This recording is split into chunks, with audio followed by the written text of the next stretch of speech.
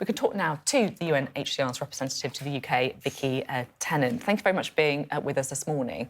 So MPs set to vote soon on this legislation. What's your message to them?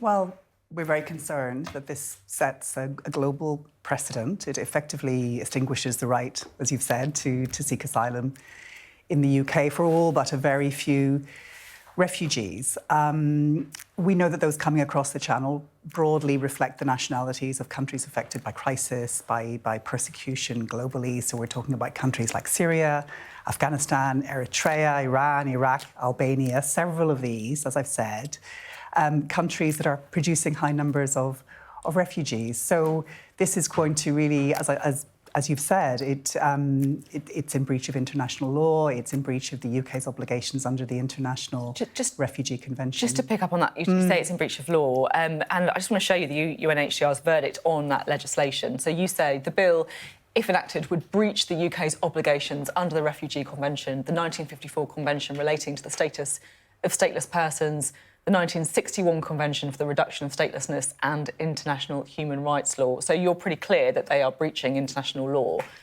What happens if that does happen? Will the UN do anything?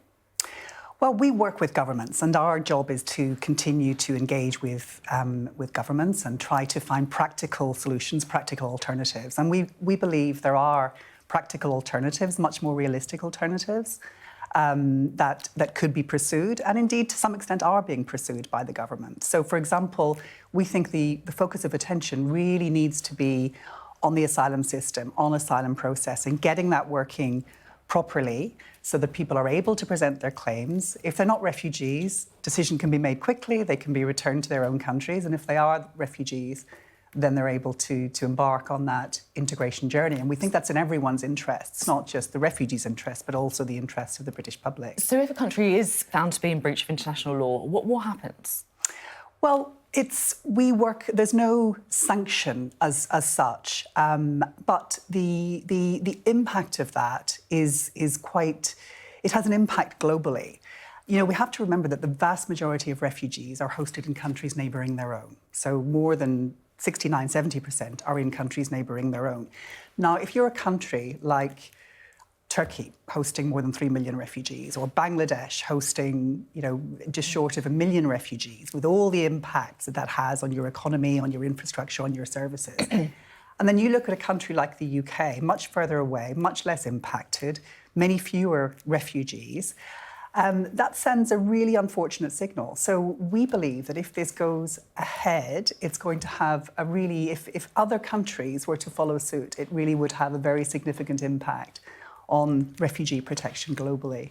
The government says that, look, it's seeing more and more people making this extremely dangerous crossing, an illegal crossing on small boats for the Channel.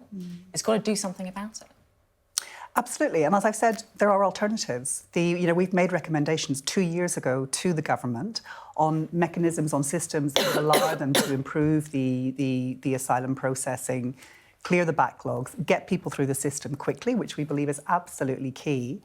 It's also important, the dialogue with neighbouring countries is important, with France. All these countries won't have return agreements in place. So what is the UK supposed to do? It has them with countries like Albania, but many of the other countries, it's just not practical to do that. Well, we say that, the focus of attention needs to be on getting people through the system quickly and then on returning those who are not in need of protection to their own countries. And that's really where the focus of effort needs to be. OK. The government also expects to put forward plans to start moving migrants out of hotels and into military bases, maybe even disused ferries. What's your take on that?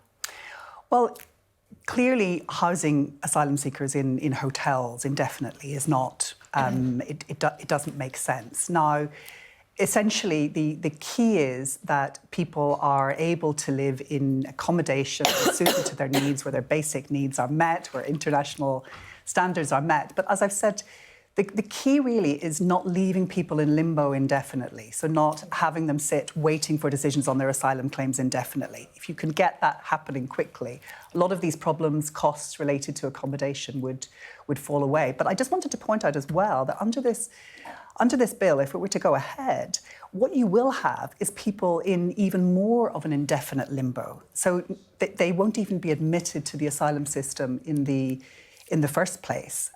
So, unless they can be removed to a third country, and we have a lot of concerns about how that is being pursued. But unless that is the case, and at the moment there are no arrangements that are operational, they're simply going to be here in limbo indefinitely, and that's not in anyone's interest. Thanks very much for coming in. Interesting to get your take ahead of that important legislation next week.